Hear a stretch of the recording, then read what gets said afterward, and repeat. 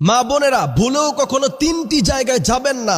যদি যান তাহলে আপনার কোনো ইবাদত আল্লাহর দরবারে কবুল হবে না। আপনি নামাজ পড়বেন, আপনি তাহাজ্জুদ পড়বেন, আপনি কোরআনে কারীম তেলাওয়াত করবেন, কিন্তু বিশ্বনবী বলছেন তোমার কোনো ইবাদত আল্লাহ সুবহানাহু ওয়া তাআলার দরবারে কবুল হবে না যদি আমাদের মা বোনেরা ভুল করেও এই তিনটি স্থানে যদি তারা যায়। বিশ্বনবী সাল্লাল্লাহু আলাইহি সাল্লাম এইটাকে কঠিনভাবে নিষেধ করেছেন। প্রথম নাম্বার হচ্ছে, বিশ্বনবী সাল্লাল্লাহু আলাইহি ওয়াসাল্লাম বললেন, কোন মেয়ে যদি গণকের কাছে যায় ওই মহিলার কোন ইবাদত আল্লাহর দরবারে কবুল হয় না।